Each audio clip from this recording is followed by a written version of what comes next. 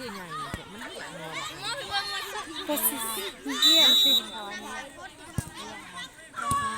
โอ้ลูกคอยเซ็ตถึงบ้านถึกเขาคนบ่เข้าเหรอถือหัวเขาอันนี้ซิกติซิกเอา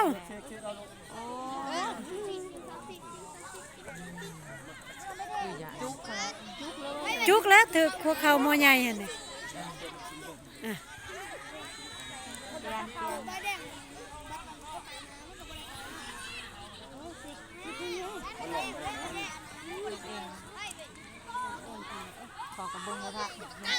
แม่นเอาเกียมจะครับบ้านเด้ไผก็ได้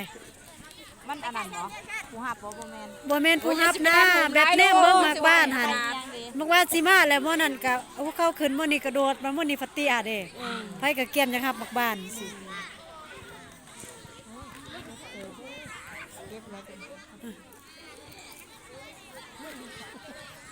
หำเดี๋ยวไปหุ่มพ่อก็สิสลบ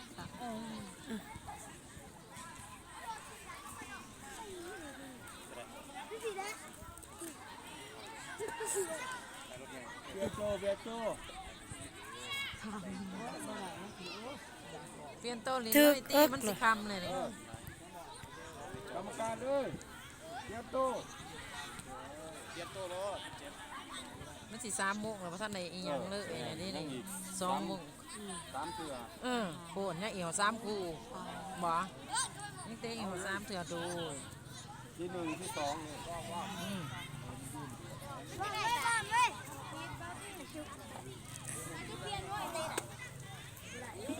มีตัวเปลี่ยนอยู่ติ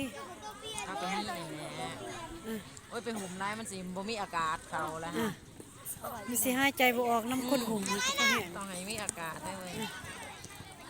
แห้งเมื่อยเตะบานอีก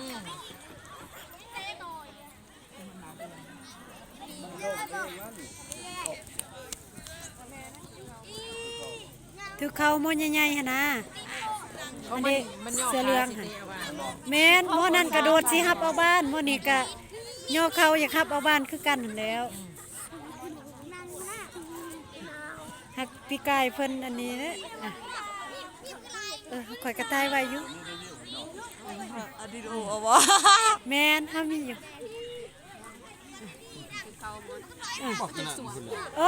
ถือเขาหมดเสือเหลืองพุ่น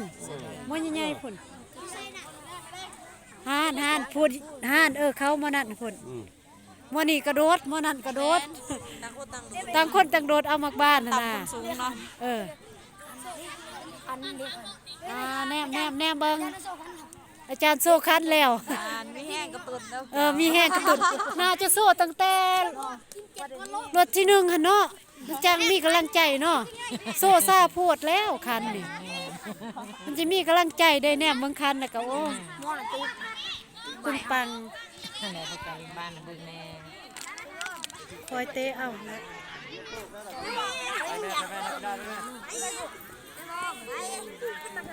เด้กรรมการ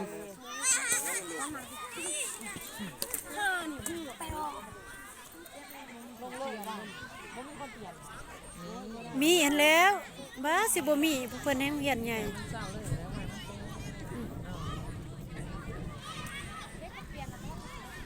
น่าจะเป็นโตแล้ว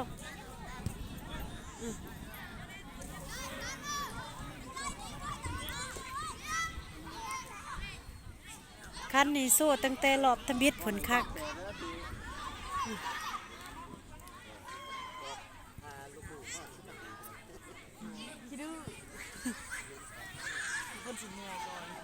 โอ้พอฝนมวนเด้มวนเห็นคันเด้อันนี้เห็นหั่นเด้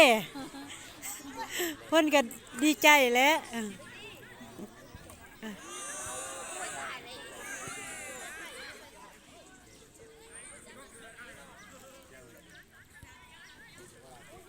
ไปเบิ่งไปจะได้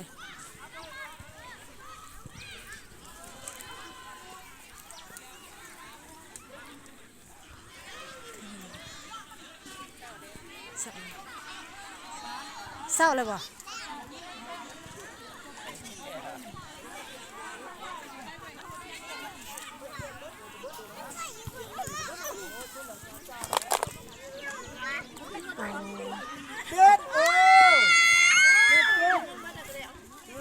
จะได้ใครแน่ล่ะบ่พักผ่อนก่อนบ่เข้าโอ้ยในคู่ฟันบ่เจ็บ รถลูกรถขาว ฮะวิทย์บ่ได้เข้าเอาไหม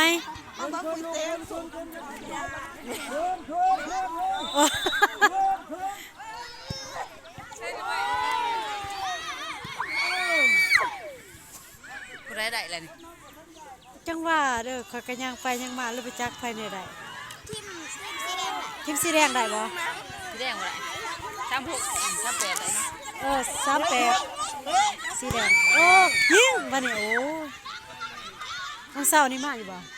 อ่านบ่เมื่อหนึ่งนี่มาใหม่ พอเบิ่งอยู่เนาะหากคันเฮาได้ที่หนึ่งสิได้มาอีกเนี่ยเฮาตกรอบเลยเด้ สิได้แข่งอีกบ่นี่ บ่คันว่าโรงเรียนใดได้ที่หนึ่งไม่น่าจะไปเตะอยู่โรงเรียนนั้นจังซี่แบบกิจกรรมรวมกลุ่มอะนะ อันเขาบ่ได้มาบ่ก่อน บ่แล้วเฮาบ่ได้เด้เฮาตกหอบเลยเด้แต่เช้าพุ่น มีแต่บ้านเฮาหรือบ่ติด บ้านเฮากับ443 ตีก้นหมู่บ่ แม่น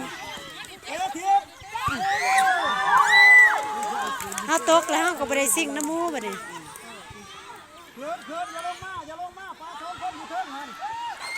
เอาบ้านได้เลยนี่38กับ35 เปลี่ยนเชื้อใหม่เนาะ แม่นเขามีสปอนเซอร์เขาหลายเด้เขาหอบซอเขาก็เปลี่ยนใหม่ 35ได้บ่ เข้าแล้ว35ได้เลย แล้วมันต่ำมันนี่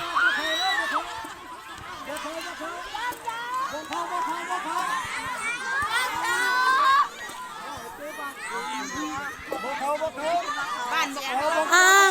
อย่าพาจังซี่หยุดอย่าพาก่อนให้ยับออกจากก้นที่เขาจะเบิ่งง่ายยับออกจากก้นเบิด นี่คนนี้อยู่ที่มันลูกกันสิยับ บ่เดี๋ยวโดยให้ยับออกจากก้นเพื่อว่ายุติธรรมเบื้องนั้นเด้เฮาจะออกเบิดจากก้นนี้เฮาเบิ่งทางข้างเอาตุนเขาจังสิแนมเบิ่งง่ายจังได๋เขาสิว่าอันนั้นอันนี้อีกมาลูกมาเลยด้วยโอ้ยตายค่ะสิเปลี่ยนบ่ดิเขาบ่ มาเฮามาลัดก้นหมดทุกคนอีก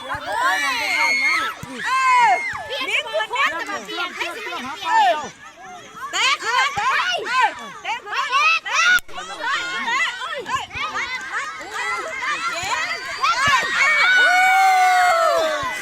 เห็นบ่ขนาดคอยลบยังถืออยู่ บ้านมันเข่าอยู่บ่ว่าชี้ชี้ถอยออกมา แม่นจะว่ายับออกจังหัน ชี้ เอาอยู่ข้างก้นเอาอยู่ข้าง ชี้ออกหน้าปะคานี่ออกมาพี่ไปเขาบ่ได้ชุบจะได้ก็ไปพัดบ้านเขาหา อายุข้างก้นเอาบ่ต้องอยู่ซื้อก้นเพื่อคนอื่นแนมเบิ่งมันจังสิงามไปเข้ารัดคนเดียวก็ได้ไปเข้ารัดคนเดียว ว้ายมาอีกกรรมการเขาสิบอกน้ำห้องยังไง สุดกรรมการพุ่นแหล้ว กรรมการบ่เกี่ยวครับ